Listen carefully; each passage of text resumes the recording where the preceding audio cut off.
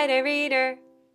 The Great Pancake Escape, written by Paul Many, illustrated by Scott Goto, read by tie-dye reader Kristie.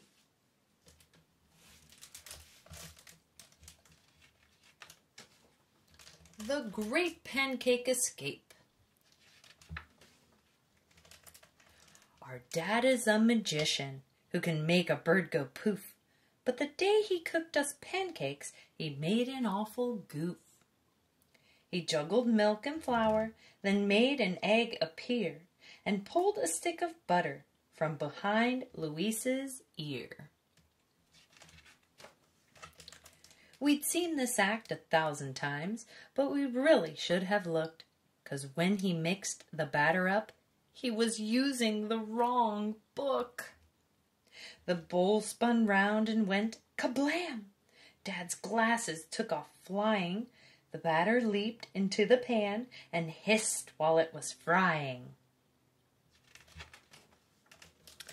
The stove belched smoke and fire. The pancakes leaped and hopped. We dove beneath the tabletop and shouted, "Watch out, Pop!" The cakes turned somersaults and flips. We caught them on our dishes, where they squirmed and flopped and wriggled as if they were live fishes. We had no chance to stop them as they leaped up on their edges, skittered quickly out the door, and rolled right past the hedges. We couldn't cry out, "Murder!" Yelling "Fire!" would be rash, so we loudly bellowed, "Pancakes!" then took off at a dash. They shot down the driveway, where they spun around the cats. Flying through the mailman's legs, they flipped like acrobats. We chased them way on down the block, where they popped into high gear, then screeched around the corner and simply disappeared. "Where did they go?" cried little Ned.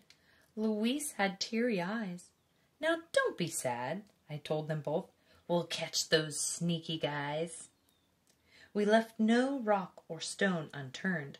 Where they'd hid, we couldn't dream. It was then we started noticing things weren't what they seemed. The tires on that taxicab, they didn't look quite real. The driver of that city bus was chomping on the wheel. The traffic signal turned to tan, and as we crossed the street, the big round manhole covers felt all squishy to our feet. A highfalutin lady strolled into our view, in a funny hat that looked good enough to chew.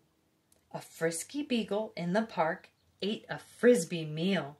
Kids rolled on bumpy skates and cyclists on brown wheels. "There's something fishy going on," I told the other guys, and then I saw a fleeting flash. Our flapjacks flipped on by. We hightailed quickly after them as our cakes began to flee. They tore across the meadow and we ran them up a tree. But then a robin swooped on down and grabbed a batterfly, and all the rest of them took wing and flew off in the sky. We chased them down a slippery slope through crowds of daffodillies and hopped across a murky pond on bouncy pads of lilies. We pooped out on the fountain's rim just as some thunder pealed. I said, "There goes our breakfast. Now we'll have to eat oatmeal." And then, as we set out for home, fat clouds, the hue of batter, let loose a syrup rainstorm on umbrellas flat as platters. "Please help me find my specs," said Dad, when we stumbled in the door. When we found his old cookbook instead, it had tumbled to the floor. "This is a book of tricks," we said. "You see, it's not for grub." So we found a backward spell to chant to reverse Dad's breakfast flub. We all hollered, "Ood hoo! Ik-kak-ha!" Then we heard a mighty roar.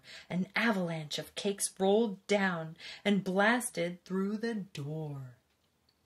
But our backward spell worked all too well, and our flapjacks turned to goo. We licked our hands and fingertips, but Dad said, "I'm not through." "I'll fry you up another stack," but we said, "No, just watch." Then we toasted frozen waffles right from the soggy box.